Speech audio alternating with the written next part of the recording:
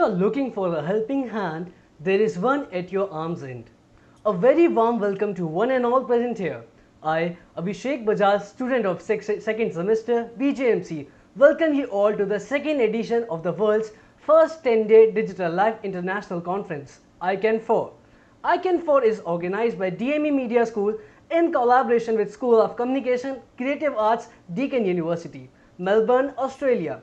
We are happy to announce that ICAN4 is supported by Indian Council of Social Science Research, ICSSR. The previous edition for ICAN were indeed a great success.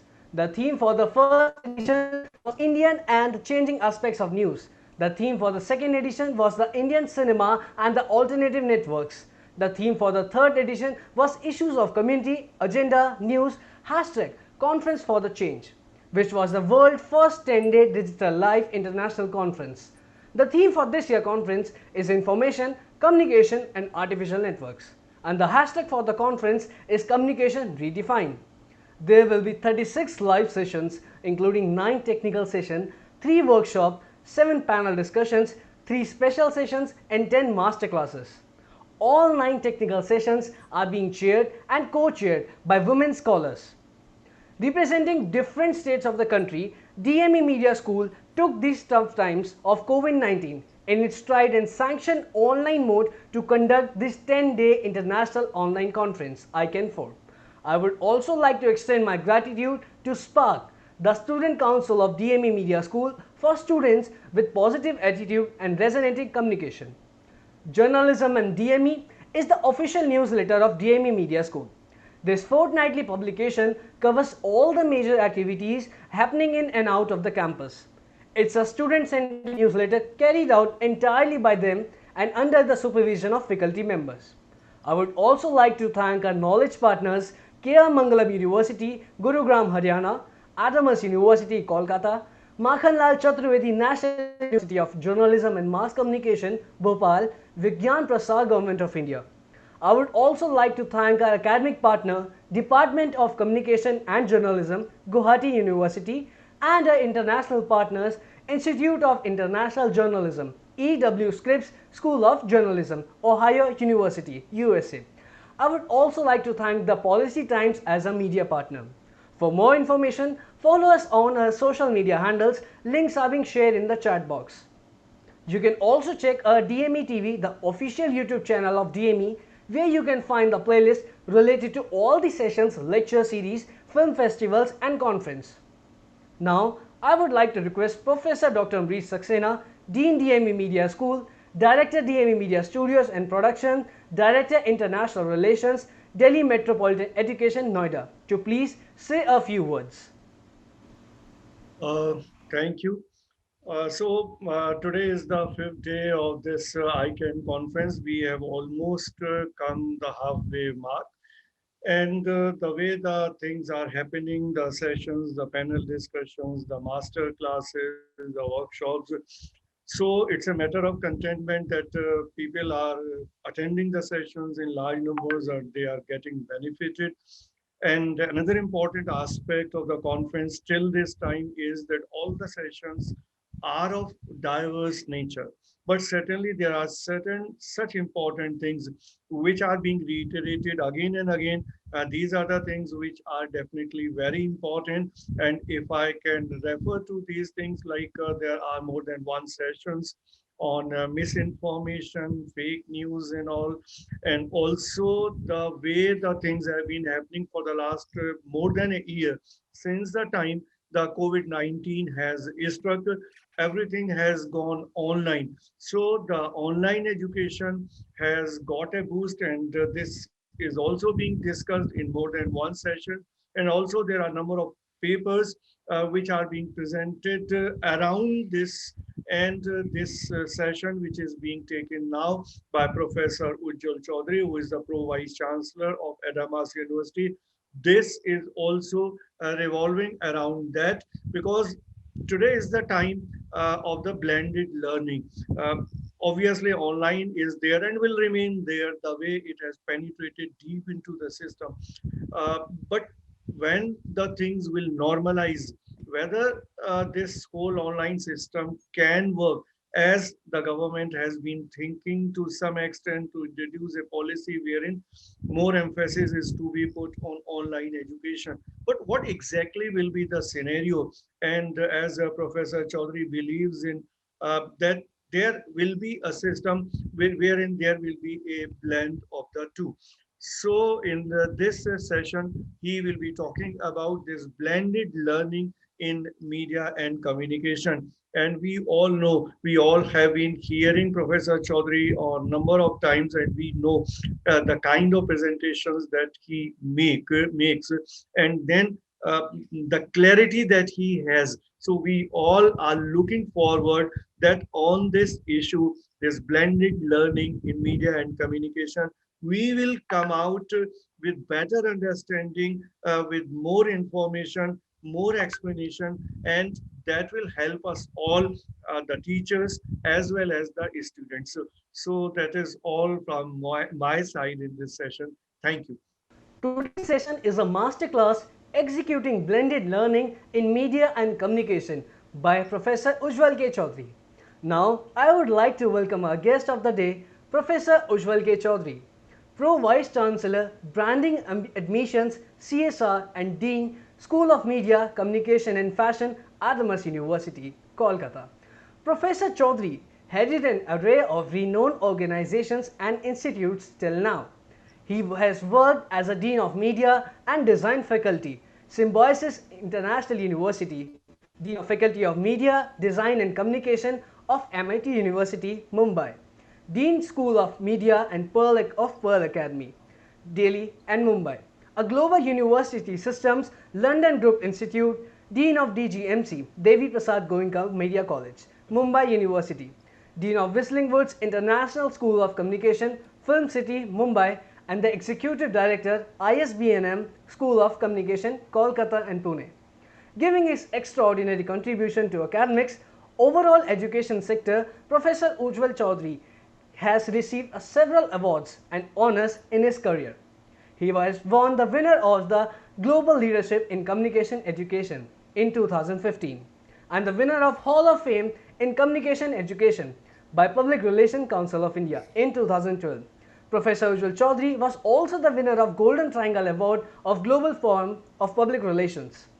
Apart from his wide range of professional achievements, Professor Ujjwal K. Chaudhary also regularly contributes around DNA and education, like he has published Deccan Herald, Deccan Chronicle, Millennium Post, Eastern Chronicle, Financial Chronicle, News Laundry, The Policy Times, The Tribune, Assam Tribune, Sunday Guardian, The Wire, The Government Times, etc.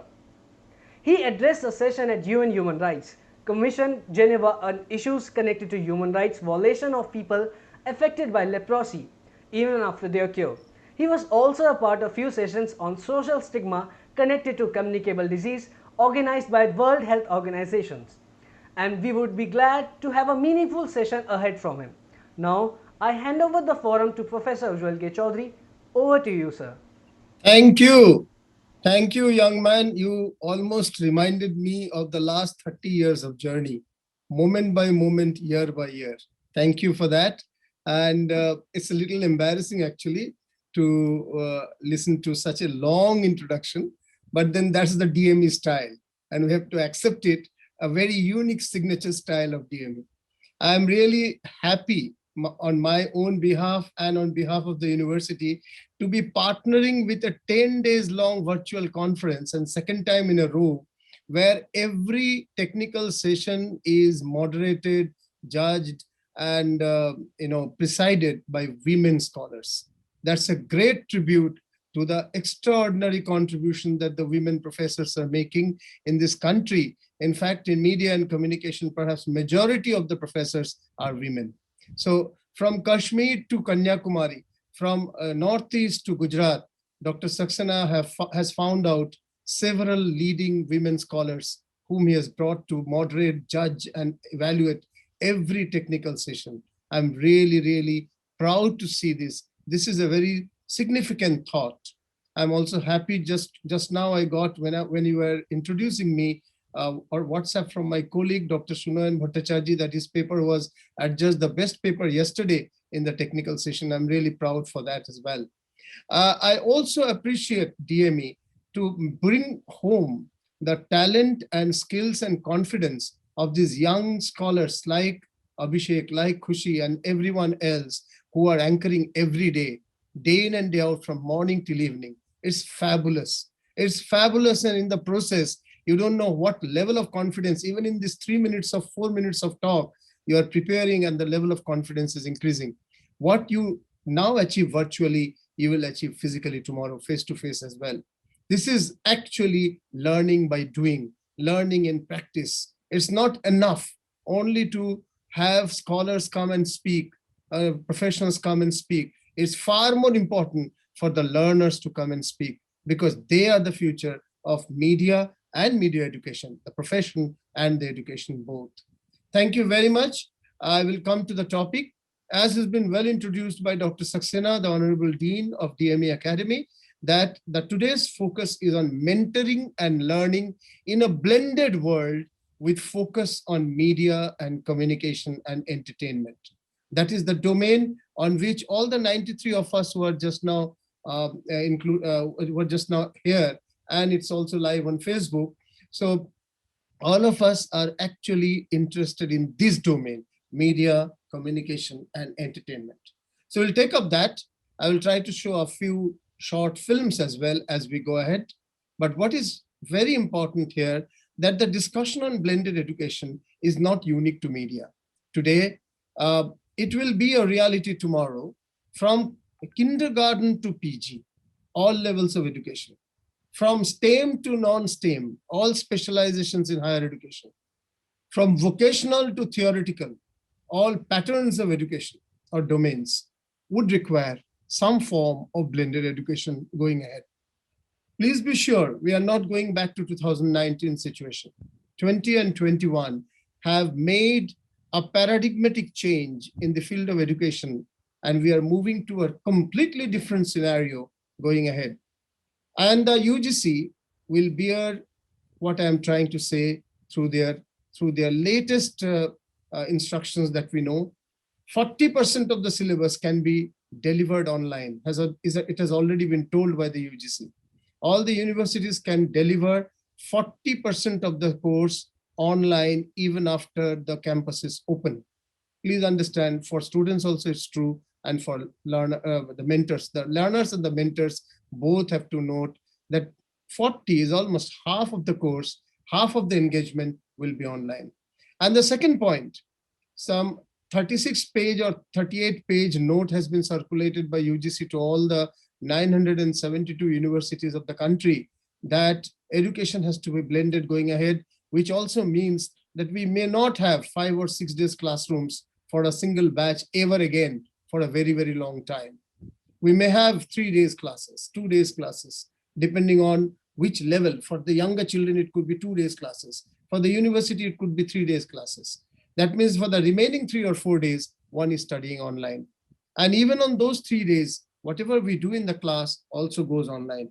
How do you really create such a blended model? It is very easy to understand that theoretical discussions, factual discussions can be done online the way we are doing now. But things which are group discussions, yes, there are breakout rooms even in Zoom to do group discussions, which we should get accustomed to. But when the campus is open, perhaps the peer-based joint projects can be done offline. All the studio and the lab work can be done offline. But there also, there are virtual labs and virtual studios. Even in class 9, 10, 11, 12, all labs have been started by CBSE for virtual labs. 70% of the practical work, the lab work, the studio work can be done online through virtual lab method, virtual studio method. The remaining 30%, one has to come physically to the lab or the studio to do. And that's why the blended education will bring that component. Group activities, group assignments, peer discussions, debates. Some debates can be done online as well, but it's much more fun to do it offline. Lab work and studio work, field work. These will be the physical face-to-face, in-face, sort of projects or programs or offline, and the rest can be done online. That is where we are moving to. But how do you really create such a method? We are habituated to giving a lecture in the classroom. How do we really create? My session next, as has been called a master class, I do not know whether I can give a master class or not. I will at least give a learner class. I am myself learning honestly, and very, very honestly, I only knew Skype before pandemic struck the world. I only knew Skype as an online platform. Today, I use almost 12 platforms, from Skype to Zoom to StreamYard to GeoMeet to Webinar Meet, Webinar Jam, Cisco to MS Teams to Google Class to Google Meet and whatnot. So each organization uses one. So when you have to speak on their platform, you have to get to learn, download, get to learn that how to use, and then you get it. It's not a rocket science. Now we know that. But it's not just using a platform that is online. I mean, what you would have talked in a classroom, you do the same thing in a platform. That's actually not online mentoring. It is much beyond that. What it is, that is the subject of the next 1 hour. Allow me to share a screen, and that will make it easier for me to explain. Are you seeing my screen? Anyone may confirm me. Are you seeing my screen? Yes, sir. Yes. Thank you. Thank you. I would, in the meantime, sometimes I would also show a couple of films, 2-3 short films. But let me begin with the conceptual part a bit. Then for illustration, I'll show some films. Okay. And as you know, we cannot show from YouTube, as has been already told by, I think, Sumantro from the organizing team. So I would usually show the films which we have shot, and the intellectual property rights are with us. So mentoring, learning ahead in a blended world. And this blended can be called physical plus digital, can be called hybrid. And I am not using teaching, learning. I have said mentoring, learning consciously, and we'll explain that as we go ahead.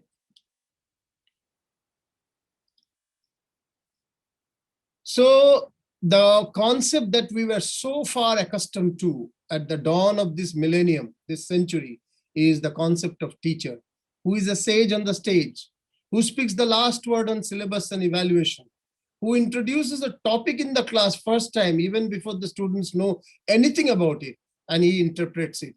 And his basic work is classroom teaching and talk and chalk method largely, and using PowerPoint as well at times in higher classes, and assessing answer scripts, written semester end, year end answer scripts, which is supposed to be evaluation for lifetime.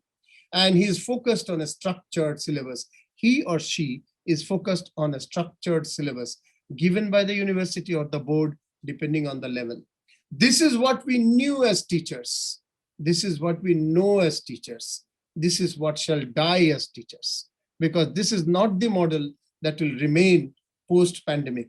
We are moving to a different model 25 years down the line, more particularly post-pandemic. As we spend the next 2 to 3 years, you will see what I'm saying as the next best thing to happen is what will happen in this way. We know demonetization hasn't fintech, COVID-19, and hasn't edtech. Education technology is now the in thing. So we need new age mentors who are not sages on the stage, who do not say the last word on syllabus, whose evaluation is not the ultimate evaluation of the life of or brilliance of a youngster, who does not introduce the topic in the class, whose interpretation is not the last word, who is not limited to only classroom teaching and assessing answer scripts. Chalk and talk is not the exclusive and the only method of teaching, and his focus is not on structured syllabus. All the things that the teachers have been doing, I said not to them. That's why teaching is dead. Long live the teacher. Welcome the mentor. The mentor of tomorrow is friend, is guide, is motivator, doesn't have to know everything in the world, because he cannot know everything of anything. We can only know something of anything, a little more of anything, but not everything of anything. So the mentor creates proprietary learning resource. I'll explain in the next slide what is proprietary learning resource. His or her own resources, like videos. I'll show you a couple of them, like audios, like PowerPoints. This is a PowerPoint. This is my proprietary, what you are seeing just now. In this particular design, in this particular language, you will not find it. The ideas are not unique, maybe. The ideas may be spread across multiple sources, but the way it will be presented will be completely different. And that is the job of a proprietary learning resource. Then aggregates learning resources and shares. That means the resources which are already available on YouTube, on Vimeo, with URLs on internet, and any other source. That is the aggregated part, learning resources and shares. Mentorship inside and beyond the classroom. A typical teacher will be the teacher in the classroom, a sage on the stage.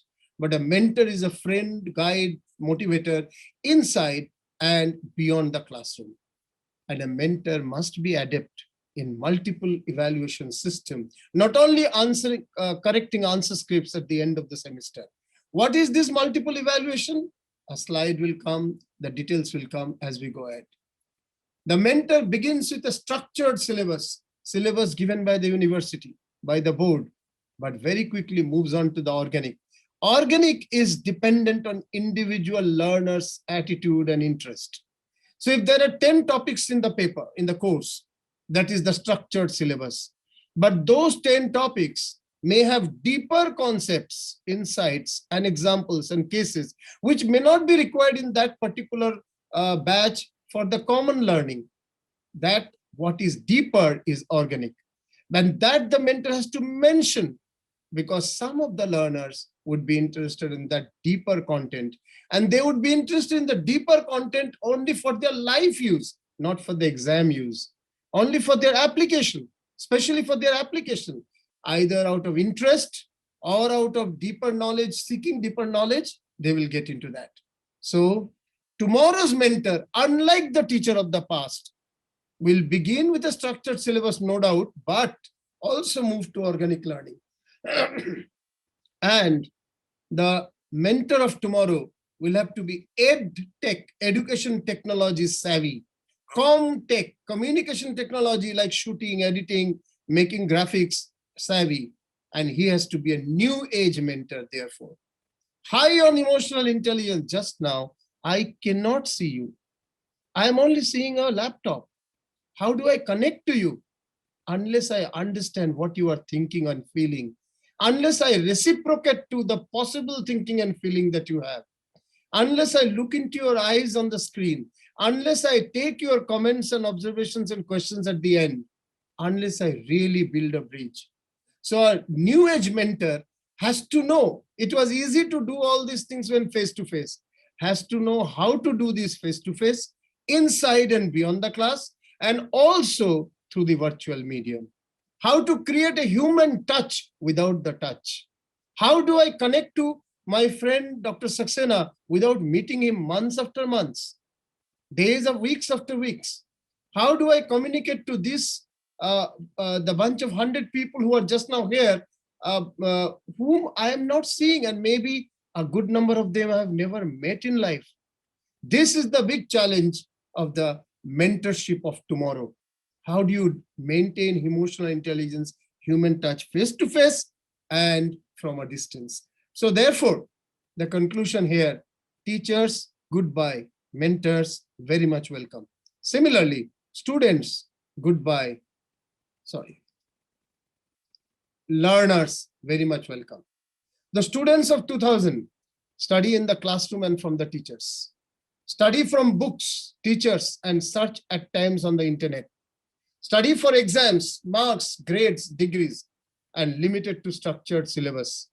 And study in a competitive environment where from childhood it has been told, compete, compete, and compete. You started competing even when you were born with the child born in the next bed by another mother, that you are smarter or you look better or that child looks better. It starts from there until you die. There is a competition. Oh, he died without troubling anyone. Oh, he died after troubling the family for 2 years because of these and these illness. And in between, every day is a saga of competition, and it is anti-human.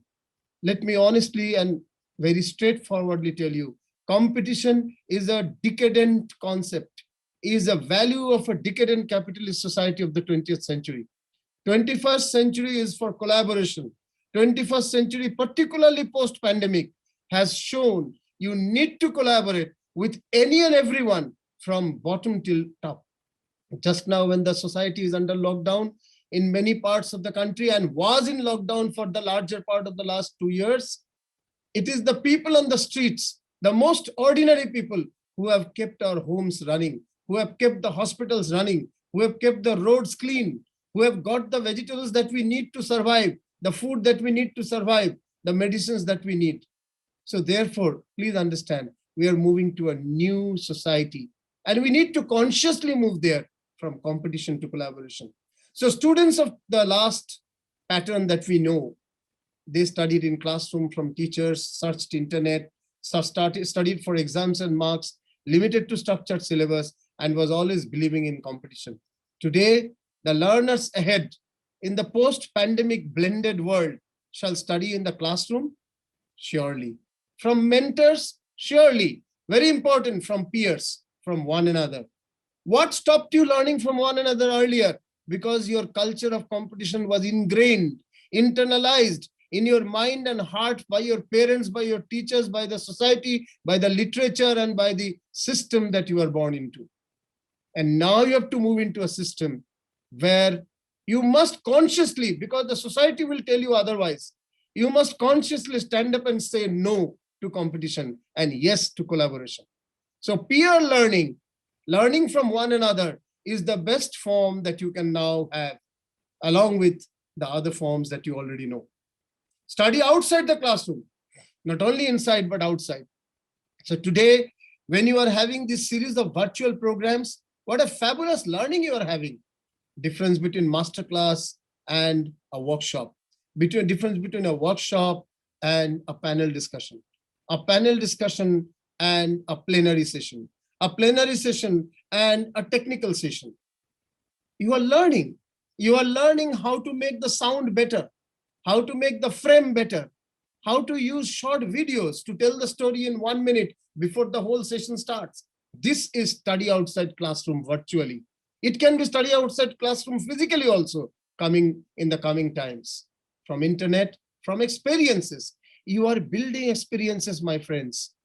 Please understand, life is nothing but memorable moments, and some moments that you could have avoided. Sometimes you had a choice, sometimes you did not have a choice. But learning from experiences, creating experiences, good or bad, technical or conceptual, creative or mechanical, or scientific or logical, whatever, these experiences are the real learning content in life. Study for life and application. Yes, examination is there. You have to clear it. Life will tell you there is not much of a difference between getting a rank and not getting a rank. I got a rank in class 10 in CBSE, 9th rank holder all over India. Doesn't make a big difference at all. Doesn't make any difference at all today. I would have been doing the same thing even if my rank wasn't there. The point is, what is important is to study for life and application. Many a time what you study in the college and university is not what you are actually doing. I have many people in branding and marketing who are actually engineers. And I have even found a doctor who have come into communication. So these are exceptions that you find. So life has its own story, as it is often told. Life is what actually happens to you when you are planning your life.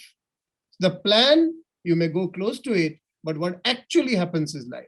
So it is important that you study for life and application. Self-study is a very, very big thing post-pandemic. How do you do self-study? Just now you are at that level. A large part of your learning now is learning to learn, how to search, how to make points, how to create content for a write-up, content for a debate, content for a video or audio. And therefore, you have to start with structured syllabus. Two purposes. Structured syllabus, which is given by the university, lays down your foundation. Is that the foundation happens.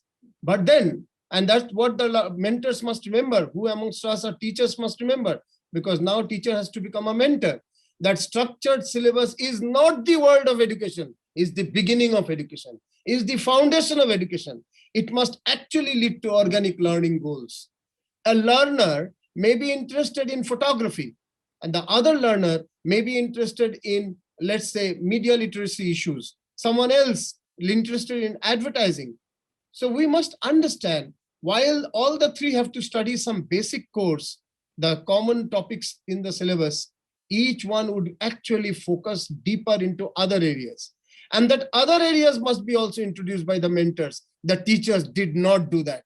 The teachers introduced the topics on the syllabus and stopped there, left everything to the learner from there on themselves. So therefore, the learners must understand, though structured syllabus is the beginning, organic learning is the goal. There are many sorts of self-learning sources: US-based EBSCO, McGraw-Hill Education, Delnet, Developing Library Network. All of them together have 2.5 lakhs e-resources, e-books, and e-journals. If your college subscribes to them, you'll get access to that free. Bangalore-based Copy Kitab has digital collection of 8 million, 80 lakhs e-books and branded digital content. So tomorrow's learner, sorry, to use these multiple sources have to be EdTech, ComTech, and internet savvy, and study in a collaborative environment where A helps B, B helps C, C helps D, and all the four are much richer, much more developed than what they would have been if you are in a competitive learning. So that's about movement from teachers to mentors, students to learners in the blended world, whether it is media or any other field. So mentors have 4 areas now as work: creating learning resources and tools. So it is not enough to just use a book. Anyway, in higher education, there are hardly textbooks. There can be reference books, but there are hardly textbooks. So creating learning resources and tools every year, refresh. Maybe some of the past can continue, but there has to be refreshed resources, because the digital content is changing every month, every moment. Why every year? Then delivering the learning resources. Whatever you have collated or curated, you have to deliver it very interestingly. Not only deliver, you have to engage the learners creatively. How do you do that? I'll explain that. In my own way, whatever I have learned, obviously there can be better explanations, but that's for you to find. My job is to show the direction, not answer everything, because I do not myself know all answers. We are only in search of answers. 4th, evaluating the learners continuously. After engaging the learners, after they have internalized the learning, evaluating them, assessing them for the future. Moving ahead. Creating learning resources and tools. Proprietary. Setting the learning objectives and outcomes at the outset before we start any course. Because, for example, photography, it can have 5 different levels of photography. Basics or introduction of photography is one. Advanced photographic technology and tools is another. Advanced photographic concepts is another. There could be also other things like, for example, specialized photography courses. Specialized photography courses could be related to, for example, wildlife photography, street photography, commercial photography. So these all are different courses. Their learning objectives are different. So if someone is doing street photography, it is understood that he has already gone through a basic photography learning or course. So setting the learning objectives is very important. And outcomes. One is the objective, then you study or you mentor it. And then finally for the learner, what will be the outcome of this particular course? And therefore we have a new concept across the country. That new concept, rewriting of our syllabuses are going on. Syllabi is going on. And that is called outcome-based education, OBE. So setting learning objectives and outcomes at the outset. Then you create mentor self video. I will show you a couple of videos. Mentor self videos or video talks on the subject matter. If the subject matter is introduction to public relations or differentiating between PR and advertising, then a self video of 10 minutes or 8 minutes, because beyond 10 minutes is very tough to actually communicate on WhatsApp. Easy to communicate up to 10 minutes, maybe 11, 12 minutes after squeezing the video. Then too much of squeezing also will make the video pixelate or go damaged. So mentor self video, 8 to 8 to 10, 11 minutes. That must go on the subject matter. That's one. Mentors podcast. Suppose you cannot finish the entire thing, or you have done the video, but you feel that they should know little more. Then create a podcast, maybe 20 minutes podcast, where you explain the next points after the video. It's easy to pass because there is no visual, only the audio. So it's easy to send.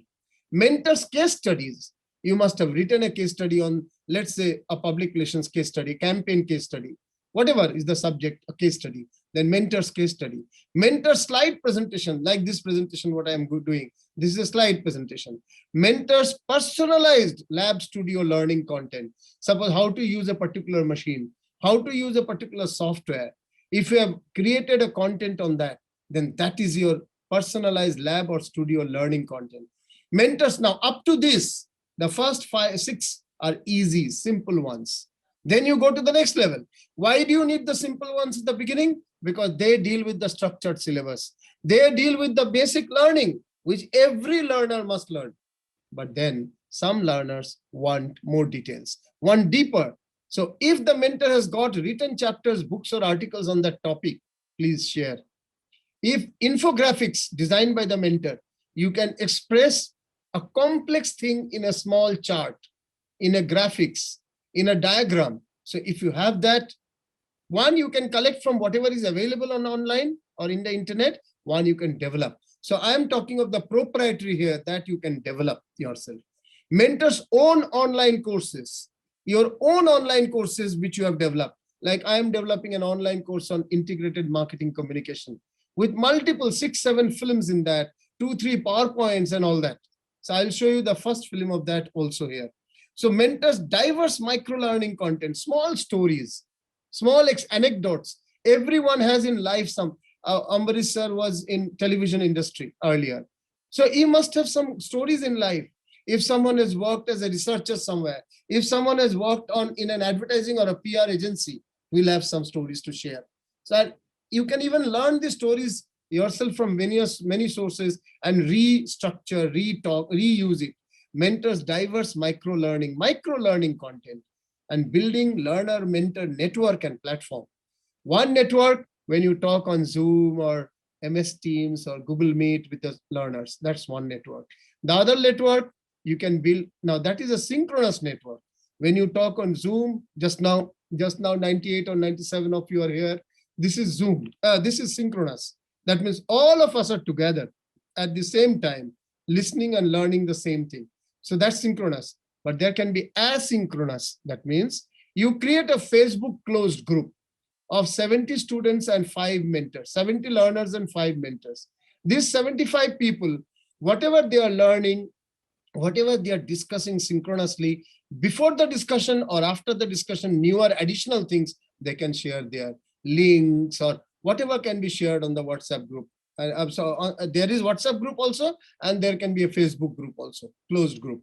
So building learner-mentor networks and platforms. Simpler ones are these Facebook group, WhatsApp group. There can be more complex ones that we can make later on. So these are the proprietary sources of learning resources that is to be done, prepared by the mentors.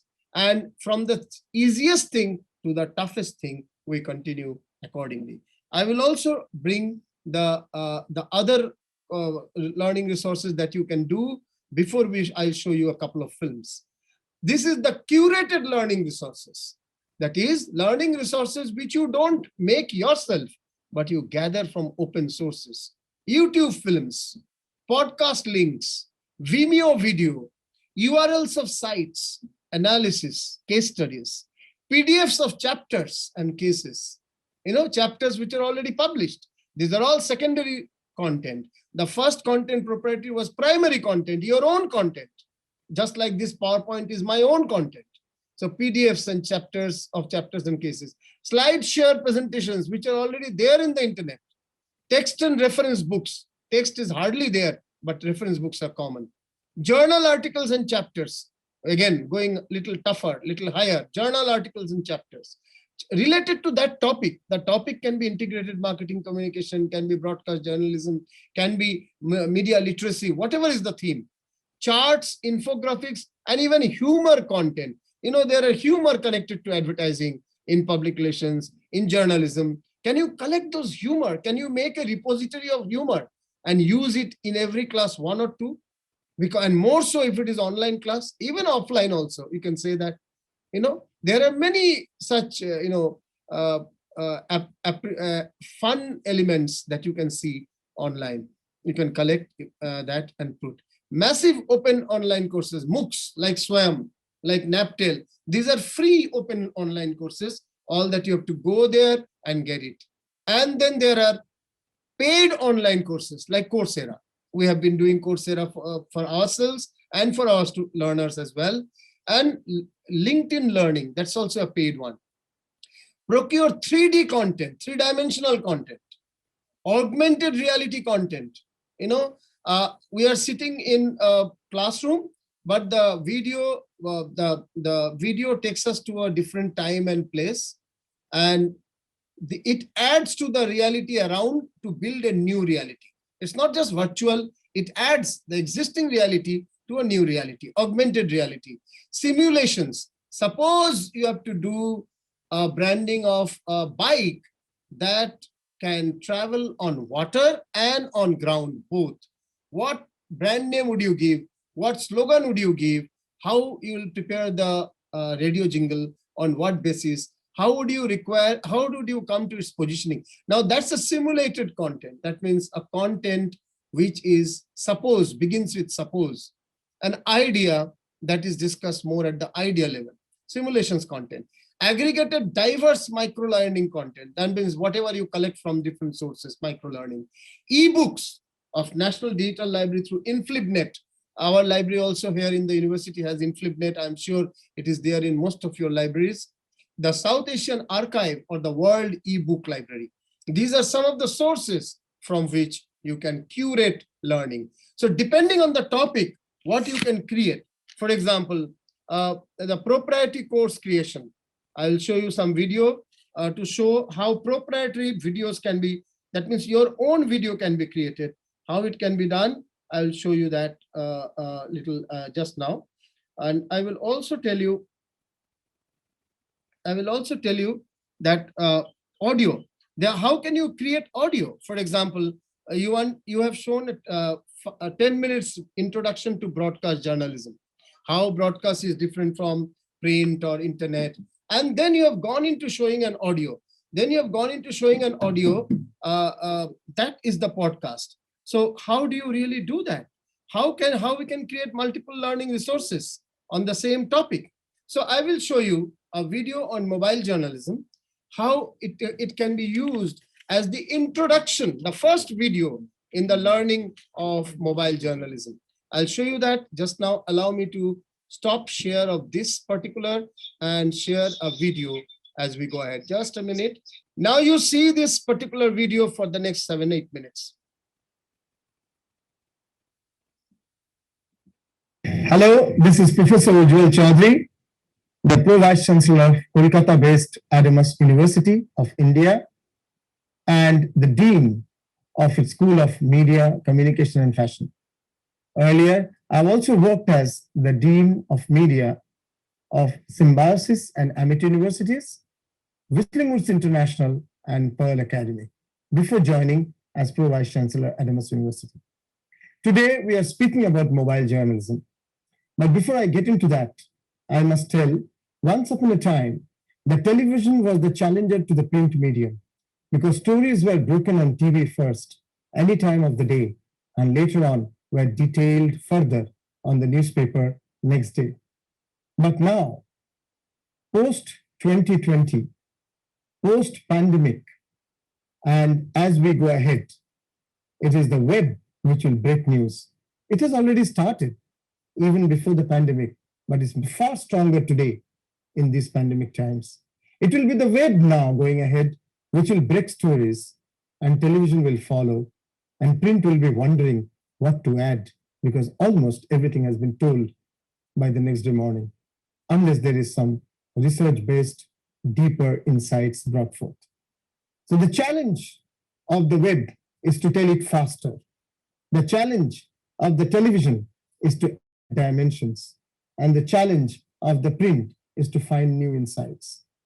And on the web, it can be faster if it is practiced through the mobile. So mobile journalism is becoming the harbinger of web-led or digital-led convergence in journalism in times to come.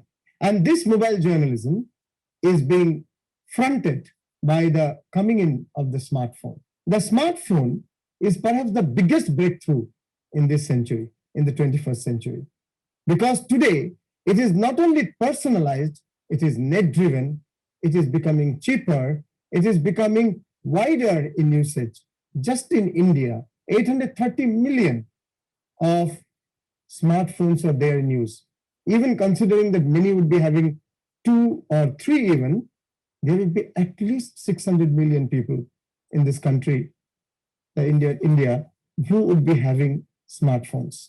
iPhone is a major development, but even other smartphones, Samsung and many others are becoming cheaper.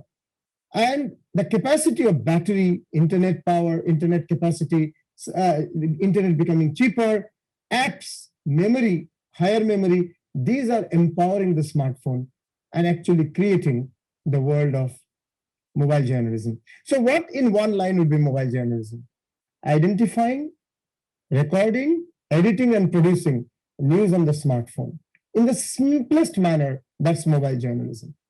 But if you get it, if you take it to a different level of understanding, a little higher and evolved understanding, one would say empowering an individual storyteller using whatever the consumer technology they have for telling a good visual story. A good visual story is the crux of the matter. But in times of news, it has to be good visual story told fast, told quickly, because speed, pace is a matter of fact in today's journalism, is a matter of important fact in today's journalism. So today we are moving not just the raw citizen journalist or user-generated content on the smartphone. That's the beginning of it, but that's not journalism in the real sense. And it is to evolve to structured user-generated stories. It's only when UGS comes, it becomes truly mobile journalism. A new workflow is coming for media telling, storytelling, where reporters are trained and equipped for being fully mobile and largely autonomous. This is the crux of the point. Encourages cross-platform creativity and digital innovation. Because innovations can be brought forth only when you put in a structured story with what you get on the streets, what you get all around, and what you can do through your research together. So there has to be a breaking of the silos between social media desk and video production desk. And we are moving to an era where photography, radio, TV, and web, all these content are coming closer. And it's the web content that is going across seamlessly to the other platforms. There are various organizations which are practicing mobile journalism in a very effective manner. We can talk about CBC in Canada, NDTV in India, Lemon Blue in France, Irish broadcaster RTE. Even there, RTE is even bringing full documentaries shot through the mobile technology, so handheld mobile technology. There is a rise of mobile journalism today. For example, even CNN, BBC, Al Jazeera are using large number of mobile journalism stories. Our celebrated Indian journalist, Barkha Dutt, for the last 90 days has been on the streets with her mobile technology, with her handset and the other associated gear, telling a story every day from the streets of India about the unfolding of the pandemic and its health hazard and economic crisis. All the stories largely related to migrant movements, of challenges of the health workers, the corona warriors in India, and many other similar stories from the streets. Why is it possible? Because initially, consumption of news started on the handset. Though they were produced for television, for video, on the TV, and they were also podcasts, they started to be consumed on the mobile. And it soon occurred to everyone in the profession that you need a different style of production. for the handset. If the consumption is on the mobile, production by the mobile will support it better. And therefore, consumption of news, though started with the smartphone first, it affected the production and packaging of mobile journalism as we see it today. So pictures, video, audio, edit, write, connect to web, send, all of these functions became possible through the handset, through the mobile technology. And that laid the foundation of creating good quality mobile journalism today. It's also because of the mobility of the technology. You can move fast, it's easily portable, you can carry the things very easily in a small gear. The speed is there, you are on the go always, you are multitasking in mobile journalism. It's affordable, it's flexible, it's empowering, it's discreet, it's friendlier, it's safer, and therefore it's easy to produce. And there are so many apps that helps support the packaging of mobile journalism story. It's indeed a holistic journalism device, which anyone and everyone can afford and can produce content on the go. And hence, people have learned to be prepared to use it, to be gear handy. Mics, lights, tripods, the smartphone, all these are the parts of the gear. Charger, aeroplane mode, to operate under aeroplane mode. And important, to preserve the content till you fully utilize. So without deleting them, showing up at the right time, right place, keeping eyes open, and all in a storytelling style, in a very simple storytelling style that can engage the viewer for a few minutes. Because most mobile journalism stories are 2 to 5 minutes long.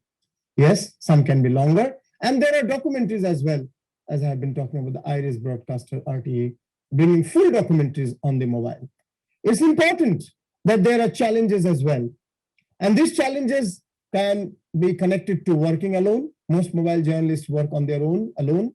Limited camera audit and light capacities, yes, at times, particularly during night show or off-time shoots or secret shoots, there are challenges as well. There is a huge data dependency, battery dependency. Both data and battery are challenges at times. Storage challenge, yes, there are.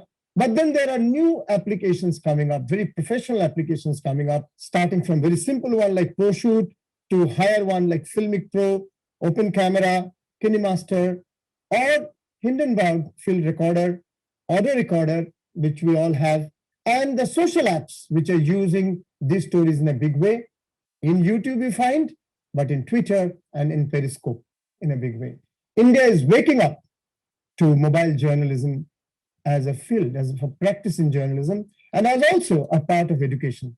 It's only in the last couple of years that institutions are rising to the occasion of including a full course, sometimes a basic and an advanced course on mobile journalism. I look forward to the time when mobile journalism becomes the harbinger of learning journalism in toto, becomes the first step towards journalism in general. With that, and with that hope, thank you, everyone.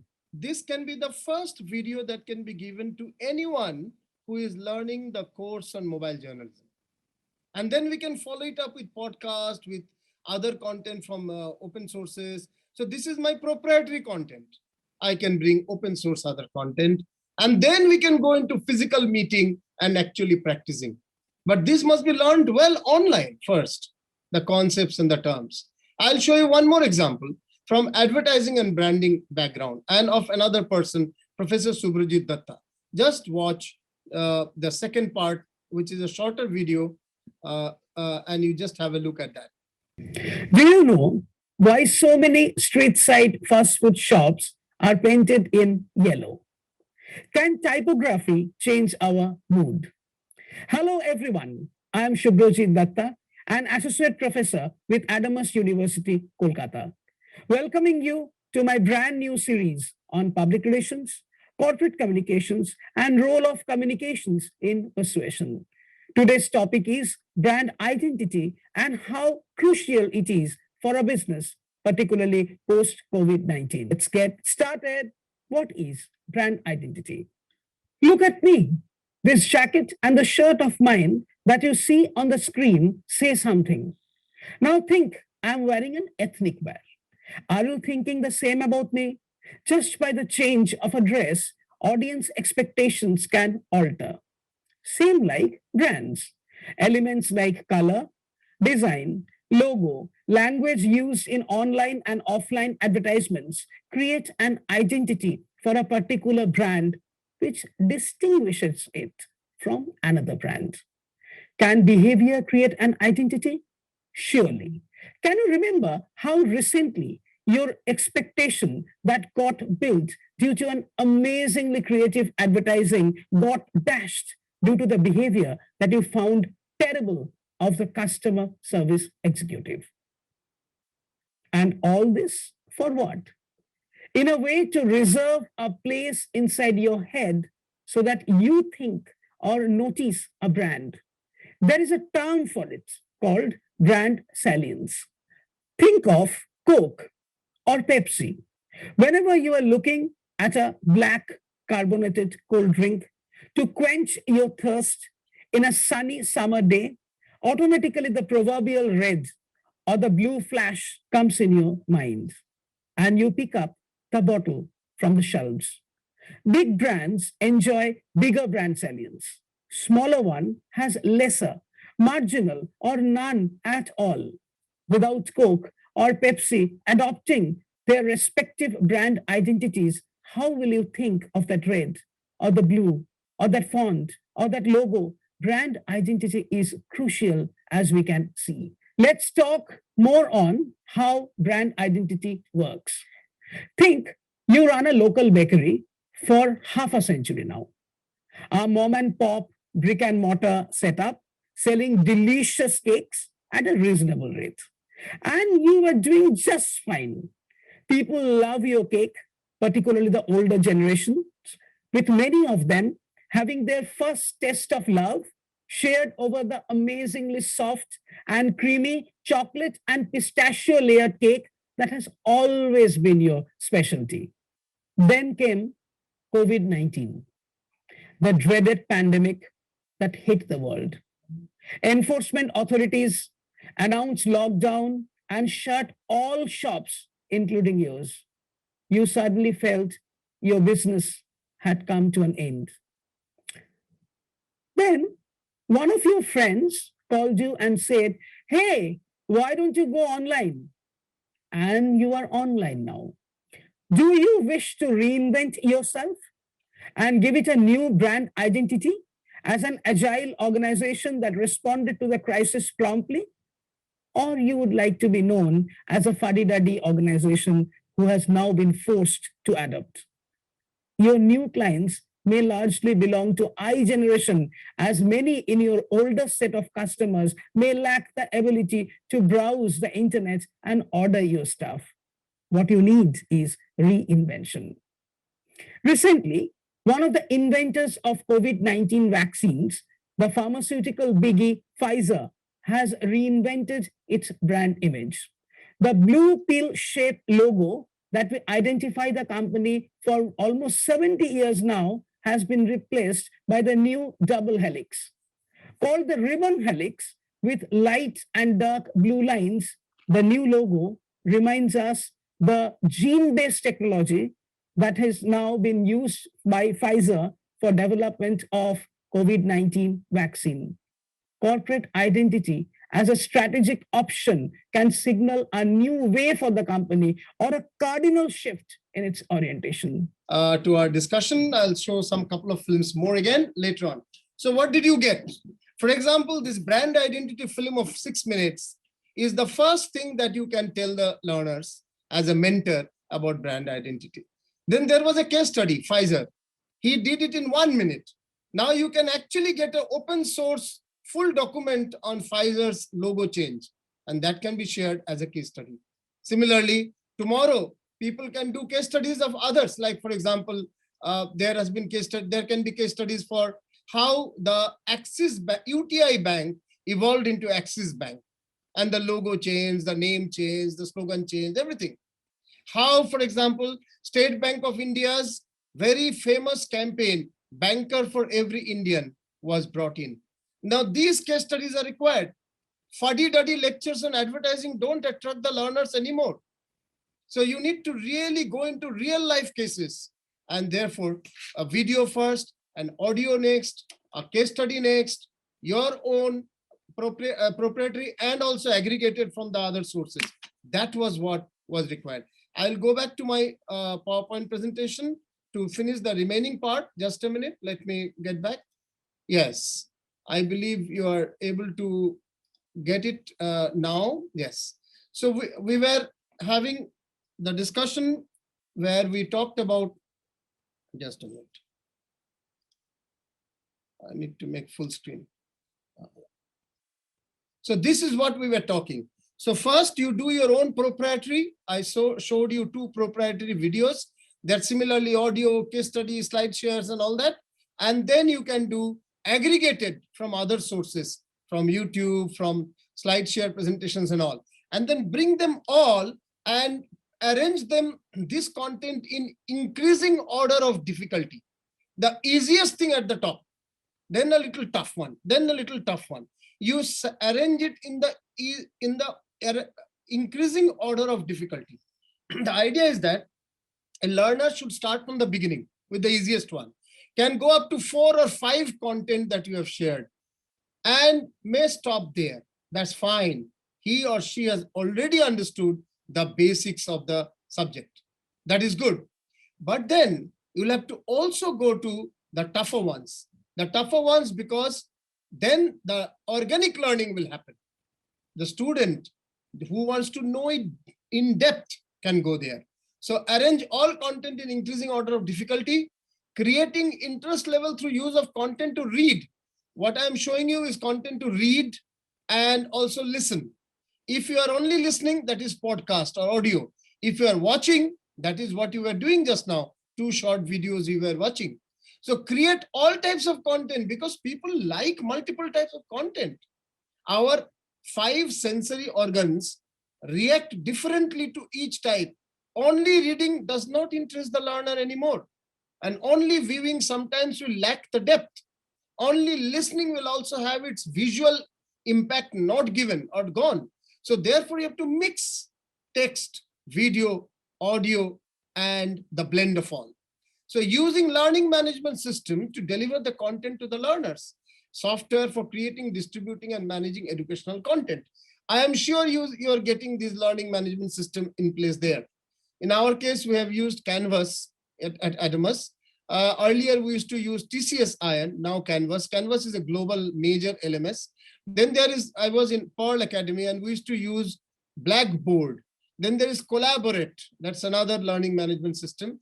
There is a nice and India-made, Atmanirbhar Bharat-made SERI technology, ACRRI, SERI, another learning management system.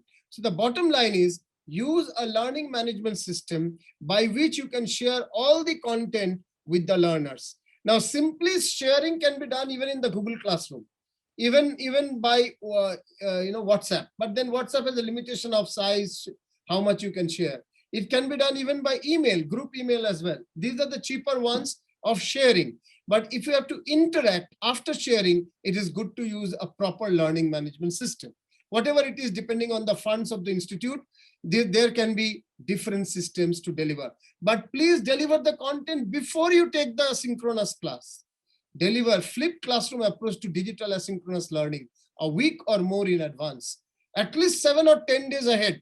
If I'm going to mentor the batch on mobile journalism, my video, my audio, a case study, a case of, let's say, Barkhadat's program, and similar international programs, a case study from Al Jazeera, who are using mobile journalism, a case study from NDTV, then some articles and URLs available on the internet on mobile journalism. All of these I must share with the learner in increasing level of difficulty, at least 10 days before I start my course. They go deep into that. First 5 or 6 are easy ones. The next ones are very tough. Those who are genuinely interested will go into the 7th, 8th, 9th item. But everyone in the class at least should watch, read, or listen to the first 4 or 5, after which you should have the class. Maybe digital class, maybe physical class. That is synchronous. But you must have first, then when they come to the class, don't start by introducing the topic because it is already introduced. Start by taking a quiz. Start by a sort of a contest to check how much have been studied and how much has been understood. Then clarify the doubts. This is called flipped classroom approach. In the normal classroom, teacher introduces the topic. In the flipped classroom, the topic is already introduced online, asynchronous, earlier. And when the learners come in the classroom, they now explain better. They have a quiz test. They ask for doubt clearing and all that. Delivery to be both synchronous, that is live interaction between mentor and the learners, online, like this is going on synchronous online, or in person, that is face-to-face. So delivery can be both, depending on if the campus is open, then both, and asynchronous, no live interaction, which is what I have said by flipped classroom, giving in advance. The physical lab studio delivery is for the practical learning. So physical has to be practical, practical has to be physical, but you can do the virtual lab and studio, as I told earlier. 70% of the learning of the practical can be done by virtual lab. The last 30-40%, 30-35% will be physical. Then using WhatsApp groups and e-groups to amplify. Additional matter, debate, doubt clearing can continue on the WhatsApp group and e-groups in email. Seamless integration with online platform, like now we are doing in Zoom. In our college, university, we are doing in MS Teams, sometimes in WebEx, sometimes Google Meet. All of these, any of these can be adopted, if not all. Any of these can be adopted. There is a interactive technological imparters, which also offers interactive classes, smart classes, may or may not use. Keep engaging the content, keep engaging content for organic learning. Please help the learner, your so-called student, I call it learner.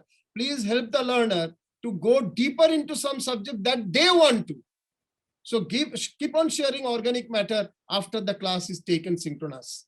After the synchronous class is taken on your learning management system or on the imparters or on e-groups and WhatsApp groups, keep sharing higher matter for organic learning. So this is about delivery of the learning resource. If you remember, I said there are 4 tasks of the mentors in the blended world. Creating learning resource, proprietary and aggregated. Then delivery of learning resource. Next comes engagement of the learner. Engagement of the learner is very, very significant. If they are not engaged to your learning, Sara mehnat bekar. All your hard work goes for a toss because the learner themselves are not engaged. Earlier, how did you engage? You had a personality, you had a look and feel, you were presentable, you came to the classroom, then there was seriousness or ambience, a discipline in the ambience, so everyone listened to you. But now it is blended. Now, half the time you are online and half the time you are offline.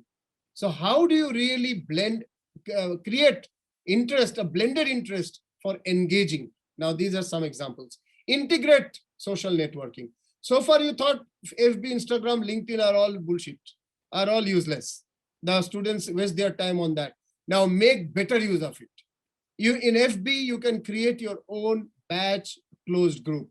In Instagram, you can keep sharing, and even the learners also can keep sharing the best pictures of their tasks, their assignments, their group work, and all experiences. And in LinkedIn also, there are similar content that you can share in LinkedIn, or you can share from LinkedIn with the learners. So engage them across social media networking.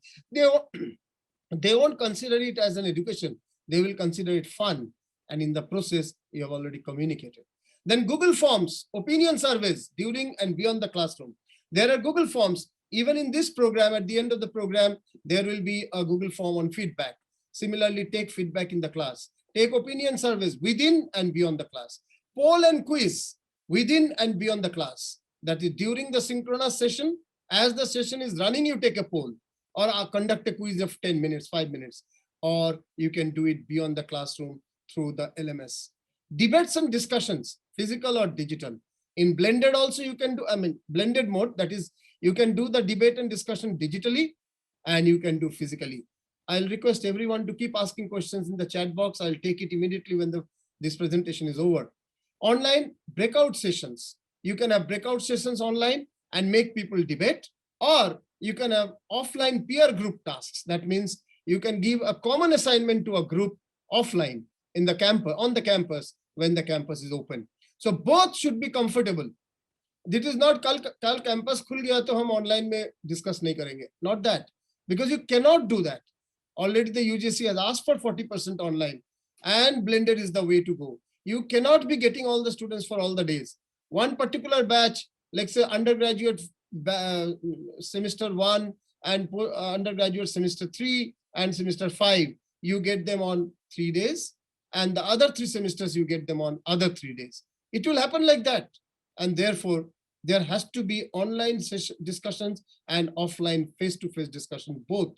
Virtual lab studio, online, synchronous, asynchronous. That means people will see the virtual lab and studio experience together, synchronous, and then allow them to see them asynchronous also. Then actual lab and studio. Now I am sitting in the studio of the university, seamlessly integrated to whatever learned through the virtual lab. Whatever learned here should be integrated with the physical or actual lab studio experience, practical work. Then field visits and report presentation. So ask someone, like for example, there is this arsenic in the water in Bengal villages. So ask someone to select 3 villages where there was arsenic. One village has not taken treatment or did not do anything, and it's still going on. The other has done some, and it has been somewhat controlled. And the third village is completely controlled of arsenic in the water. So go out, meet the people, meet the village sarpanch, talk to the video and all, and come back with a report. That is field visits and report presentation. Have marks for that. Why are we only evaluating in examinations? Examination is not the thing that anyone will be facing in their life. Written, detailed examination. I mean, one particular 25% marks can be from that. But this is the real work, field visits and report presentation in journalism. Thematic and syllabus-based or case study presentation. Case study of Pfizer changing its logo. Why, how, the concept behind it. That is a case study. Case study of the campaign of State Bank of India when it became banker to every Indian. The case study of how UTI Bank became Axis Bank and how its communication changed. That is case study. Case study of the, let's say, the new wave cinema that started with Bhuvan Shom of Mrinal Sen. So that's a case study. So case study presentations, then thematic and syllabus. Thematic, something to do with themes. For example, how to combat false content. I don't want to use the word fake news, because if it is fake, it is not news. If it is news, it is not fake. So false content, how do you combat it? That someone gives a presentation. Thematic. Syllabus based, the topics from the structured syllabus given to different students, different topics. They come and make presentations either on the online class or in the physical class. This is another evaluation or engagement. This is an evaluation also and an engagement. Please understand the new age blended education. The difference with the previous physical education is, in the physical education, the teacher spoke the 90% of the time. In the blended education, the mentor will speak less than 50% of the time. It is more than 50% of the time that the learner should be speaking, presenting, engaging, showing, experimenting, and that is really learning. That is really engagement of the learner. Engagement to be enhanced through video conferencing. We know this, Zoom, Skype, Google Hangout, Google Meet. Instant messaging, we know that also. WhatsApp, Telegram, even Signal, or breakout sessions as we got in Zoom. Along with educational apps like Google Classroom, or platforms like Cisco WebEx, GoToMeeting, MS Teams. Not all of this to be used. At least 2-3 of these must be used, or maybe 4. This is how you engage the learner in a blended education mode. How do you enhance it? Now, this is for the higher level of learning, where the technology is much higher, where the institute or the university can afford to buy a lot of high-end technology. So there, learners' experience enhancement, artificial intelligence can be used. Machine learning can be used. So by using AI and machine learning, we can understand if there are 500 students of DME Media School, then what is their each one's behavior with their learning content. What is their study pattern? Someone studies in the morning, someone in the evening. Someone studies more through video and audio, someone more through text. So someone likes more to learn about advertising and PR, someone likes more to learn about journalism, someone more about cinema or television production or even radio. So this artificial intelligence can tell us, and then the content can be customized to support them better with enhanced learning. Now this is high end.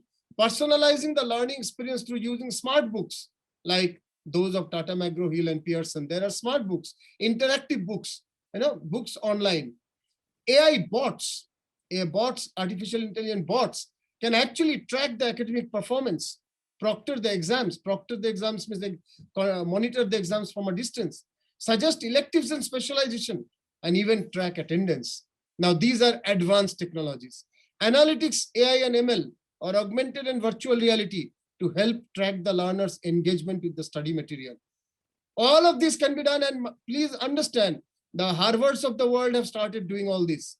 The best Ivy League universities have started utilizing these advanced techniques to actually customize the learning content for the learner, to focus on his or her needs and weaknesses better. Tracking cognitive behavior and social data of learners. This is called social listening. What are the learners talking in the social media? Accordingly, the focus can be done on certain content. Audio, video, graphics, humor. I have already told, this is not an advanced thing. This is actually required. Some audio material, some video, some graphics, and surely some humor. Components given for organic learning. Learning to learn and experiences integrated. Experiences of the learner and his or her own attempts to learn, self-learn. These two should be integrated. Then gamification. How do you bring in online games to make people learn cinema, make people learn advertising? So gamification of learning, VR, AR applications to enhance the outcome of learning and the ease of learning. These are advanced techniques, and the ones that I told earlier are the compulsory techniques. These learners' engagement in the context of media and communication in a blended education mode. These must be done for engaging, and the ones that we just now told are the advanced techniques. And the last slide that I will take up is learners' evaluation. After this, I'll show you a short video. So learners' evaluation. Evaluation earlier was at the end of the course. That is called summative. But now in blended education, more and more, though it started earlier before pandemic, but it will become even more important now. Formative and summative. Formative means continuous on a daily, weekly basis. Summative, course ending. Both assessments should be done. And this assessment should have these categories. What is this? Diagnostic quiz. A quiz that diagnoses what is the weakness of the learner.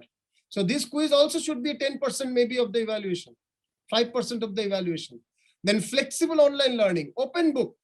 Let them open book and open Google, no problem, and write the answer from home, no problem, in a given time frame, 2 hours, 3 hours, whatever.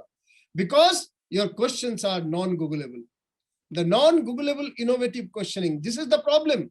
Most of us who are teachers of the past, we actually copied the questions from our past examinations. Therefore, students could, and there is a huge business that came up on suggestions of questions, because if you study 5 years question pattern, you can predict the 6th year question pattern. So non-Googleable innovative questioning means every time you'll have to think of new questions, and questions that cannot be copied, completely new. And there can be possibility as well. Many examples can be given on that, something I'll take up in the last 10 minutes of discussion maybe, that there could, 1 minute.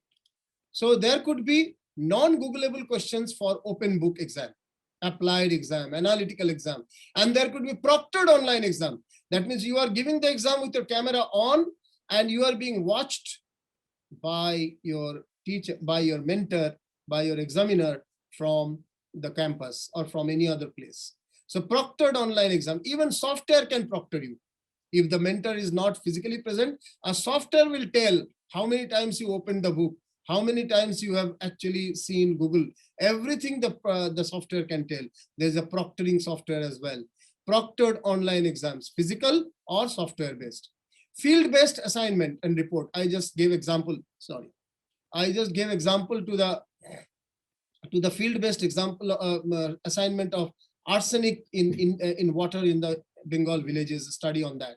Research-based assignment or presentation, doing a research on the 3 best brands of Bengal. Why did they become successful even after 50 years? Old and best brands. So a research-based assignment. Case study presentation, as I was telling of Pfizer case study, anything other case study. Syllabus-based presentation, we have talked about it. Similarly, the other evaluation could be project-based presentation. There could be a live project to the client. An NGO has given a project. Let's say a youth aid foundation, there is a real life NGO who wants to change its logo and wants to change the communication that it does. It wants a strategy for communication. This is a live project given to a group of students, and they have come and given the presentation to the NGO. They have given feedback. They have rewritten the work and then given to the college. That is a project-based presentation. These are real learning. Sometimes it could be simulated. Before you get a client, you can do, suppose this is this. Suppose thing is a simulated one. Do a simulated one, it was successful, then do a live one with a client. Online, offline internship, live projects you have told, online, offline internships. Today you are doing a lot of online internship. And when blended comes, when the society, the economy opens up fully, then you do offline internship also. Some of you have started offline internships, I know. Physical lab and studio-based assessment, and editing that you do in the physical lab or physical studio. A sound, a jingle that you produce in the sound recording studio that you have. So that's physical lab or studio-based assessment. Live written assessment, that is the physical evaluation that you do. See, I am not using the word examination. I am only saying evaluation, assessment. Evaluation and assessment is positive word. It is actually helping the learner to go to the next level.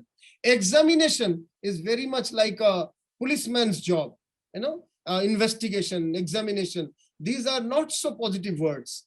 In the new blended world, we shall be entering into the world of evaluation and assessment more. These are for correctional measures.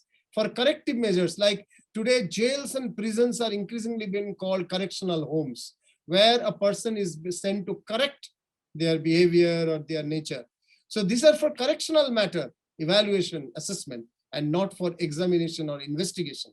So live written exam, interview-based assessment, Viva voce or telephone-based or Viva voce face-to-face. In blended mode, there will be Viva or digital, that means telephone. So interview-based assessment. Time-bound, task-based response. Time-bound, 2 days time, one task is given to the batch, response is given, that is assessment being done. It can be on a given issue or problem. For example, if reservation has to be continued, then why? If not continued or changed, then what should be the change? Do a research and come out with a response in less than 400 words, in just point up, or 500 words, in 3 points or 4 points. This is one assessment. Then dissertation, we all know about dissertation. It can be a master's, it can be undergraduate dissertation, whatever. So evaluation should be all of this. Then only the learner is actually engaged. The learner cannot be engaged if you only have a written examination at the end of the course. That is another point that you have to really understand in the context of evaluation. So I will stop the screen share here, and I will actually move to show you one more video maybe, and this could be a part of online course. Now, how do we make online courses? I hope all of you are geared up for a session on marketing. Today we take up integrated marketing communication. I know it's a jargon, and this jargon you'll be hearing many, many times all your life as a learner and as a practitioner. Now, nothing big deal about it. There are 3 components: integrated, marketing, and communication. So let's begin with the last. What's communication? Now I'm speaking to you. So I'm a sender of a message. I'm speaking something. That's the message. You are receiving it. So you are the receiver. Well, in your mind, something else might be going on. There might be a sound at this point of time in the studio, or something else might happen. So whether in the physical world or you're in your mental world, anything that happens which disturbs the flow of your understanding, message, communication, and understanding is called noise. So there is a sender, there is a message, there is a noise, and a receiver. That's communication, right? No, not till you give a feedback. So a communication is complete only when there is a feedback. Without the feedback, a communication is a one-way direction or unidirectional messaging. Unidirectional messaging cannot be considered truly as communication. That's the first lesson that we should learn, whether in marketing or in media or in any form of communication. We need to understand there has to be a feedback and the loop has to end. The feedback must come back to the sender. The sender, according to the feedback, can reorient the message, completely discard it or amend it or go for a completely next level of communication. So that's communication for you. What are the various channels of communication? The various channels of communication would be one, the traditional one that we all know, newspaper, magazines, hoardings, things that you can touch, see, hold. So those are all offline channels of communication. Then there are channels of communication quite popular, radio, television, we call them on air, or the other word, electronic channels of communication. And then there are communication where you meet people face to face. You talk, you sing, you dance, you hold a program, a seminar, a conference. So these are all on ground, experiential, roadshow based events, on ground communication, right? Then there are communication, which is now the mother of all communication, which you do online. So it comes to the internet, through the cyber medium, to the virtual medium, through the digital medium. That's online communication. And all of these, online, offline, on air, on ground, all of these today can be accessed through a smartphone. That's on mobile communication. So these are the 5 different platforms of communication. Now let's move to marketing. Marketing can be looked at from various angles.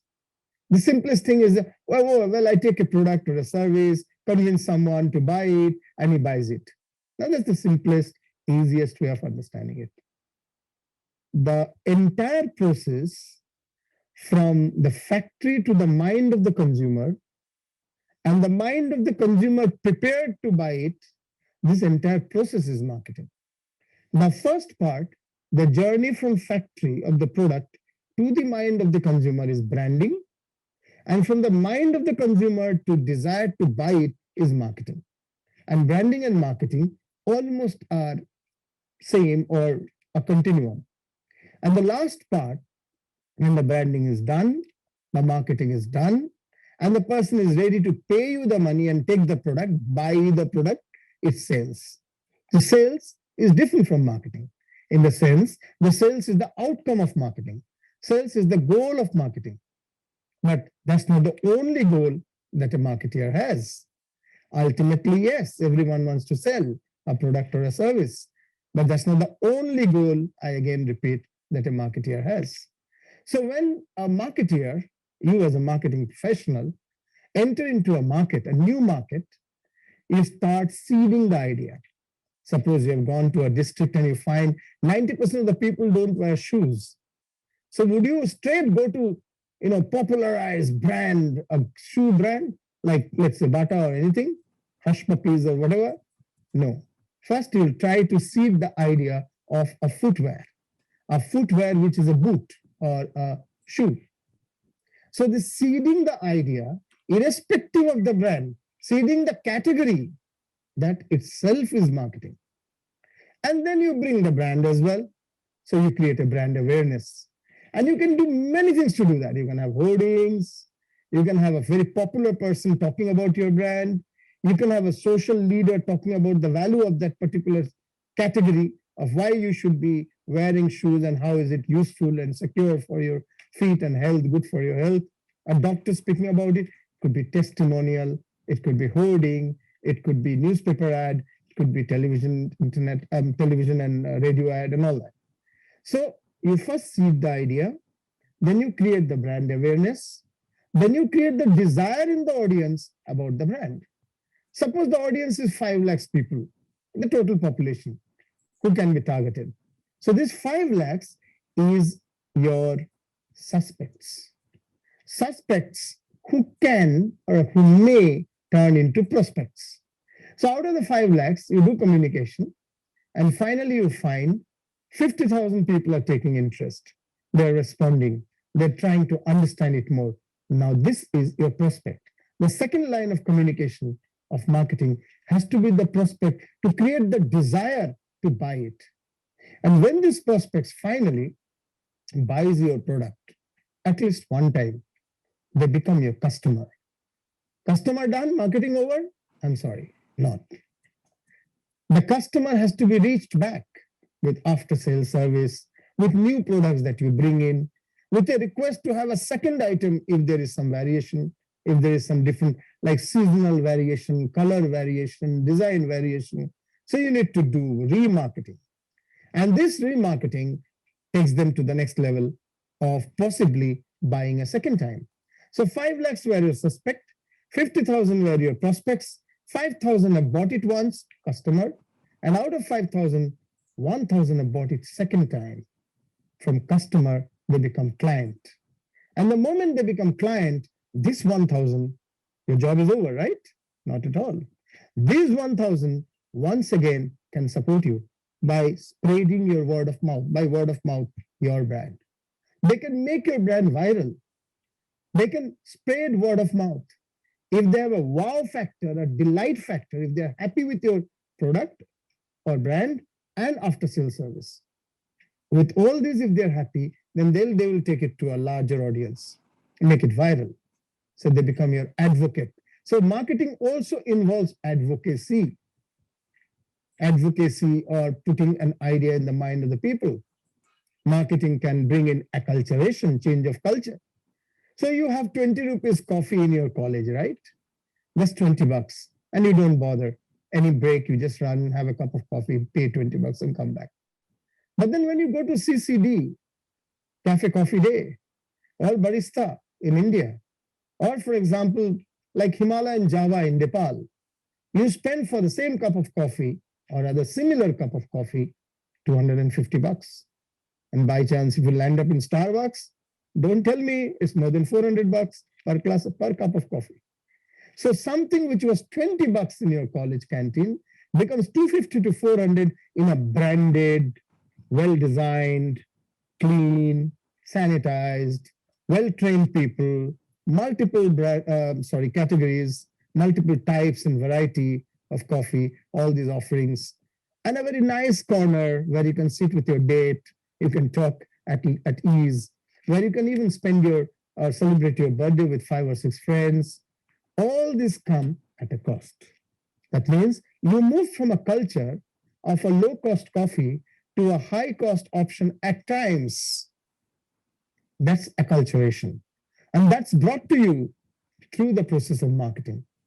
There has been a desire created in you, whether it's through word of mouth, or through your experience, or through advertisement, or through public relations, or through the images on TV or hoarding or newspaper, in some process or the other. You may not be able to define the process, but you have been accultured to move from one level to the other.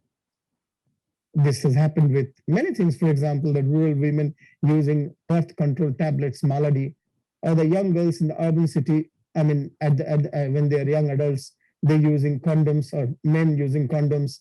All this change of cultures happened over time. And within that also there are brands, there are flavor, there are these, there are that. And acculturation is also a part of marketing. So marketing can be looked at from various angles. Seeding the market, creating awareness about the brand, creating desire for owning the brand. Sometimes it can be repositioning. For example, State Bank of India was repositioned as the banker for every Indian. The Bank of Baroda was repositioned as the Baroda Sun. In Nepal, NIC Asia came out from NIC Bank and Asia Bank together, repositioned with a new logo. Usually, the UTI Bank changed into Axis Bank with a new logo. Not just banks, for that matter. This repositioning can happen with many, many types of products across board. So repositioning, the communication for that is also marketing. So these are all marketing, looking at marketing from a different point of view. We can move further. We can define marketing from 4 P's: product, price, place, and promotion. Product, problem is most products have the similar features. So it's not the product, but the consumer. Product can be similar, can be different, but the consumer has to understand it. So the focus is on the consumer. Once upon a time, the Bajaj scooter was ordered 6 months before the daughter's marriage by the father. That time the product was significant. Today, and that was a manufacturer-driven market. Today, the scooters and the two-wheelers and all that, there are 20 different brands. And for each brand, 20 different colors. The options are full. The showroom is full. So now the focus is on the consumer. It's not on the product. So from product, we move to consumer, 1 P to the other C. Here I have prepared an online education material, online course on integrated marketing communication, which can be the beginning of an advertising course, a full advertising and PR course. There are 6 videos I have made. The first one is only half shown. The other half, because of time constraint, I stopped it. And then there are 5 more. And together, along with 2 PowerPoints and some case studies, make a 10 hours course. A 10 hours course, if delivered online, and then we have discussions face to face, the level of the understanding is far better if this 10 hours is learned by the learner themselves and then the mentor meets. I know this is a very loud call, a long call, a tall call for most of us who are traditional teachers. So I know this, but that is the challenge of the new times. If you really have to be meaningful for the learners of modern age who are smarter than us on the technology, my daughter is far smarter than me on the smartphone, on video, making audio and making graphic designs. I share a daily code called Self-Realization, Dr. Saxena knows, and that is designed by my daughter because they are far smarter in technology. So if you have to really address that level of youngsters who are now techno-savvy, we have to also create content which are diverse, techno-savvy, and engaging. I'll give examples how to engage, 1 or 2 examples. Now, media literacy. We do a session on media literacy. It can be engagement point and also evaluation point. Ask each learner to do a case study of 2 false content, 2 lies propagated on the internet. That is whatever we call as fake news. I said, if it is fake, it is not news. If it is news, it is not fake. So debunk 2 false content with 2 different methods. One could be just by observation. The other could be using reverse imaging. You can go into Google and break the entire video into small images and actually reverse search. So I'm not getting into that technology as such. If it is already taught in the class, suppose it is already discussed, then this task can be given. And there could be also a task given, 1 hour talk on media literacy for +2 learners. How can Abhishek Bajaj, for example, go and teach his juniors, mentor his juniors in class 12 who are studying in his school on what is fake and what is right news, what is good and bad cinema. Now, this presentation that he does itself is an engagement of Abhishek. For doing that, he will go through the entire chapter of media literacy, entire course of media literacy, seriously, which he was considering only as a lecture. अरे sir लोग तो ये देते ही रहते हैं, हमको सुनना है एक कान से निकालना है दूसरे कान से. लेकिन the moment you give this task that you have to make a presentation to the class 12 students of your junior, जिसमें उसको हीरो बनना है, अपना स्कूल के जूनियर है, जिस स्कूल से वो पास करके आया होगा कॉलेज में. So that time it becomes a true task and give marks for that. Let him earn 10 marks, 15 marks, 20 marks for that. This is where we have to go. If really education has to be blended and internalized. This talk he can give online, this talk he can give offline, up to him, and depending on what the principal also allows. Media literacy exposition. Suppose you do an expo on media literacy after the course is taught. What is good, bad cinema? 1 poster on that. Khushi does 1 poster on that. Good, bad reports. 1 poster someone else does. Good, bad ads. Why one student? 2 or 3 learners together does one large poster or a series of posters. Good, bad ads. False, true content. Simple tech-driven simple ways of identifying false news or false content. Tech-driven, technology-driven ways of just Google using Google's reverse image or Teeny Eye, and when there are InVid, all of these using how do you identify false content or complex ways of identifying false content.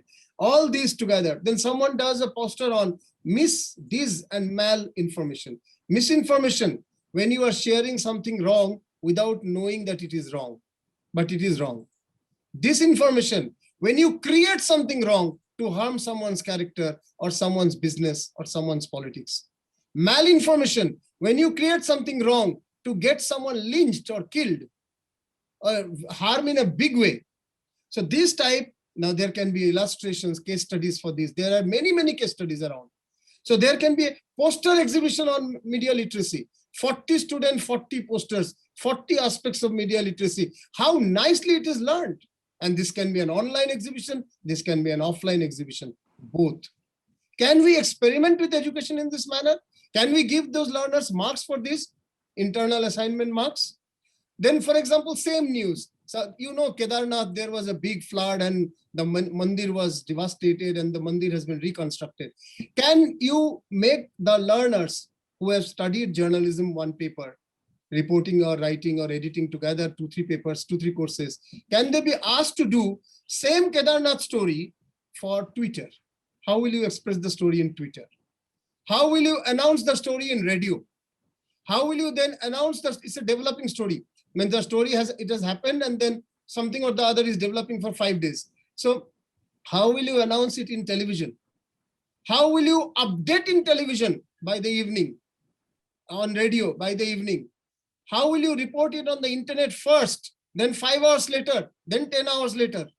How will you report it next day morning in the newspaper? Already people have seen in the television. How differently will you report?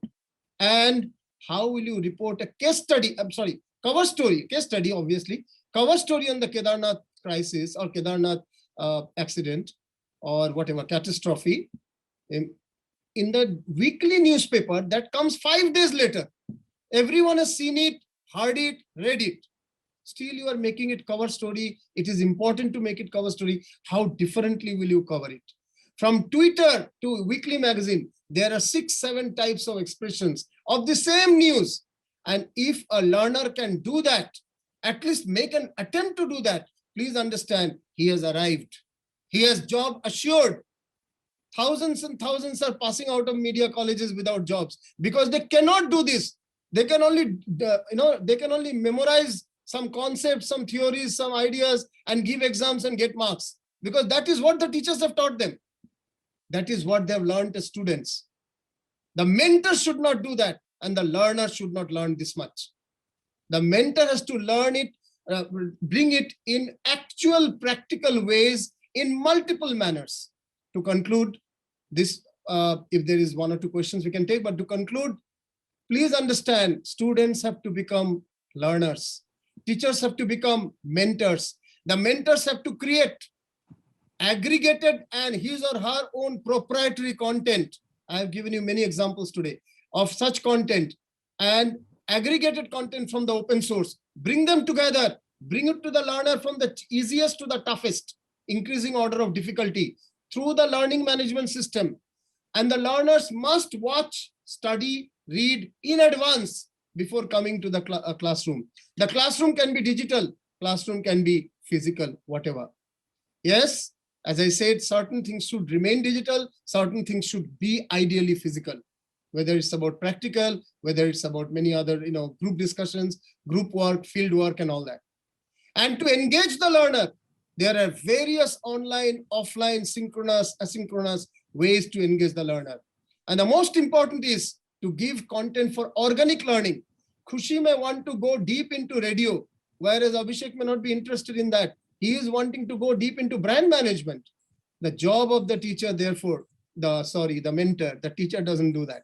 The mentor is to help Abhishek with higher level of brand management content, case studies and all, higher than his undergraduate level.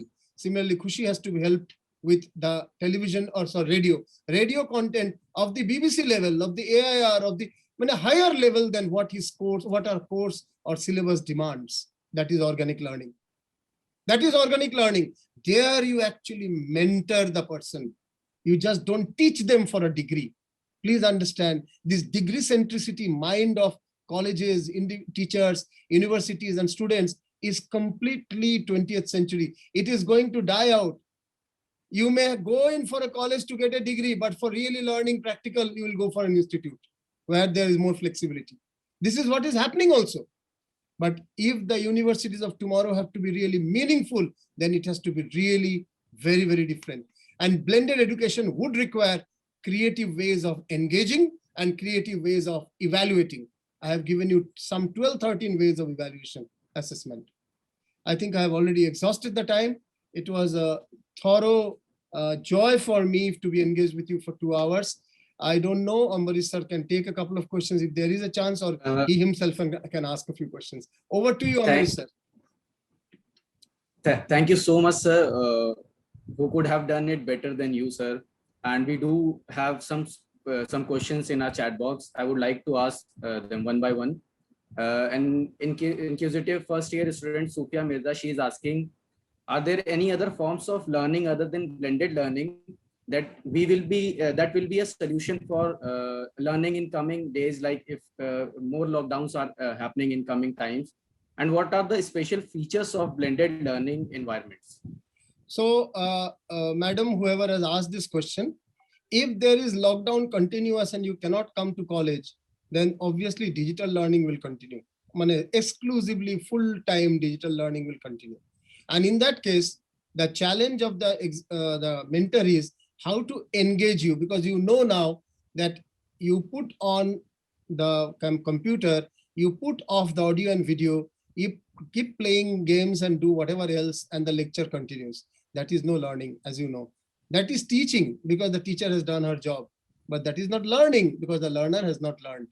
So therefore, there has to be engagement-oriented online learning going ahead. We have just tested some form of digital learning. Now it has to go to the next form of digital learning, which is engaging you, which is making you do things. But however, I sincerely hope that the lockdown ends. You may be asked to come at least 3 days to the college, each batch. That's still better. At least 2 days, that's also better. Then that will allow you to do things practically along with doing things online.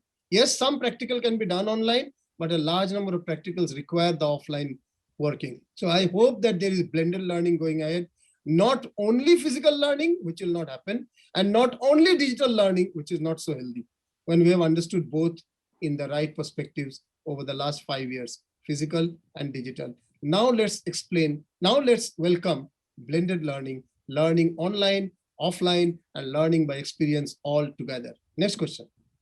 Sir, on this question is on the condition of anonymity. Someone is asking, you mentioned several innovative ways of content creation. Such elaborative content creation requires a lot of time and effort. For this, mentors need to focus on mentoring alone and not be engaging in other works. He mentioned this, that some colleges and universities assign a lot of administrative work to teachers, and he especially quoted government schools wherein teachers are too busy in odd works like some election duties and other duties. How do you think they would be able to generate such content which you are talking about? I really appreciate and welcome. Election duty and all are rare. They should be very, very rare. Once in 5 years, once in 2, 3 years is fine, still fine. And somewhat we have to contribute to the democracy as well through our initiative, direct democracy, I mean. So that's understood. But administrative, if you consider organizing an event administrative, then I'm sorry, it is not. Because organizing an event or organizing a seminar is a part of academic work. Organizing, for example, making a film on your school, or a film on an event, or a film on an issue are all part of academic work. If you're writing scripts on which a jingle is made or a radio program is done, that's a part of academic work. Now, if you are evaluating students' answer scripts, We know that that's also part of our academic work, but I would like to make evaluation multifarious, not only writing examination and correcting answer scripts, which I've already explained. So I would not. I would like to make learners engage in real activity. Now, my colleague, Professor Momita Dedas, has just now written, blogging is an important engagement. Adamas University has launched student portal too. Yes, jarnapost.com, Journa, not Jarno, jarnapost.com. I think she can write that URL, is one where every student has been asked to write one blog on some theme of their choice, and that blog with an illustration or a photograph. So that would help very much, because blogging makes you think on a topic, but not write on the information, write on a perspective. There is a basic information like a news page, but perspective is much more important. It's not a report. There's a difference between report and blogging. And today's time, blogging is the real thing. So in blogging, you do begin with something which has happened in recent past. Like, for example, everyone is talking about Amir and Kiran's divorce now, as if Amir has done a love jihad. That's their personal choice here. There's their personal choice. But anyway, someone wants to say that they have done wrong because they are public entities. They are in a sense not, they're like celebrities, therefore they should be doing this and that. So write a blog on that. Start with the event and write a blog. And someone a counter blog. Start with the event and give a counter blog. So it's good to do jarnapost.com. Yes, it is written. So it is good to have. Now you come out with newsletter, fabulous newsletter. And in your newsletter, one can even go to the link and go to that video connected to that story. Fabulous idea. It's a very good idea. And if students will not do that. Students to yaad karega aur exam dega aur kagaj ka tukra leke nachega. That is student's job. Learner does this.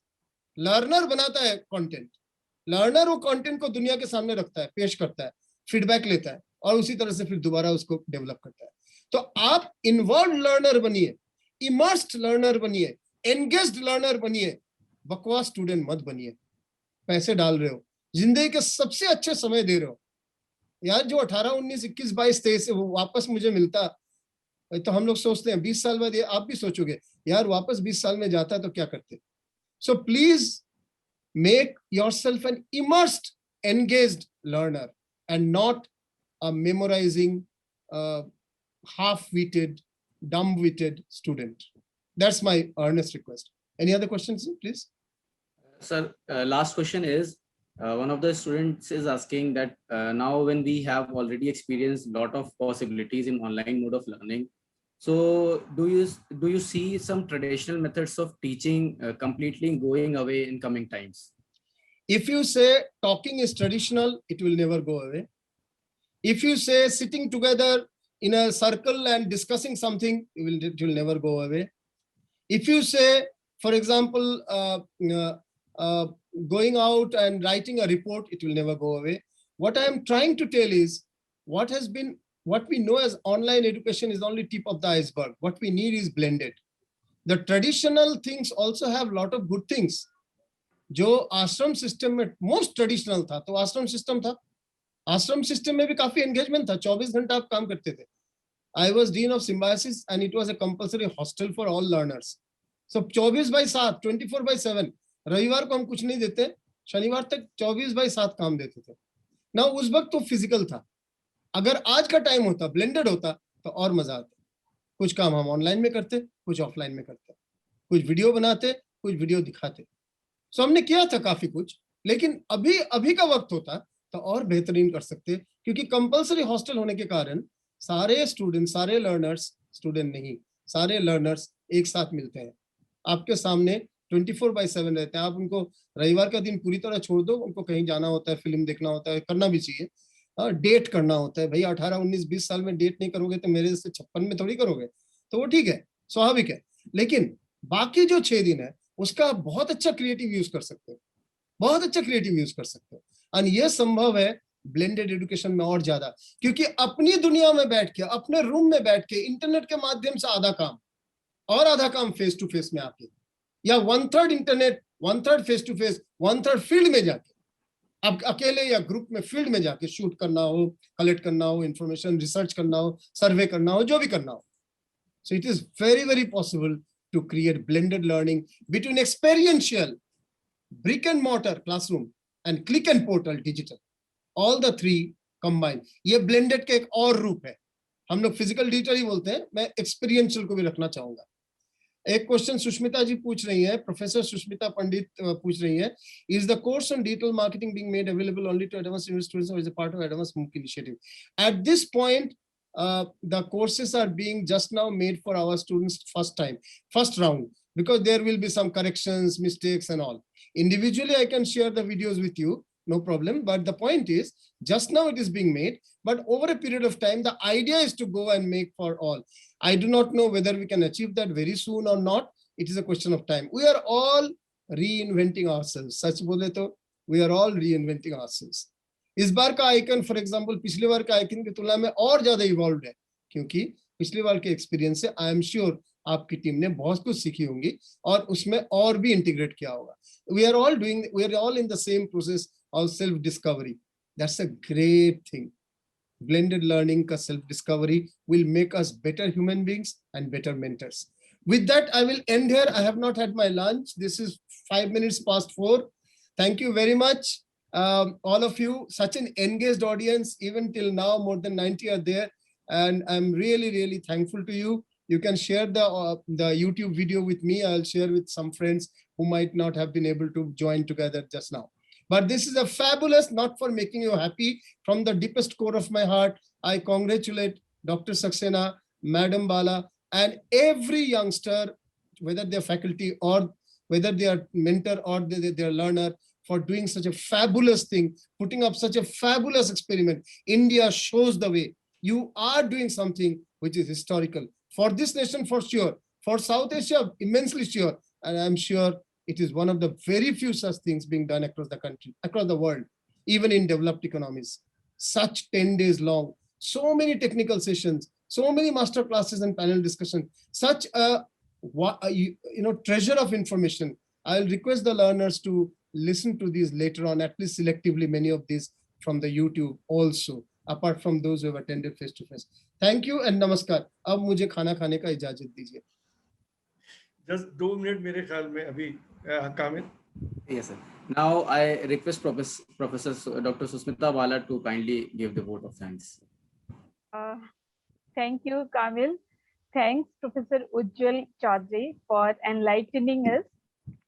In DME also, we have changed our role from a teacher to mentor. We are eternal learners, and today we have learned so many things, so many new things about the mode of learning in future. Sir, we need to gear up for taking up tomorrow's challenges.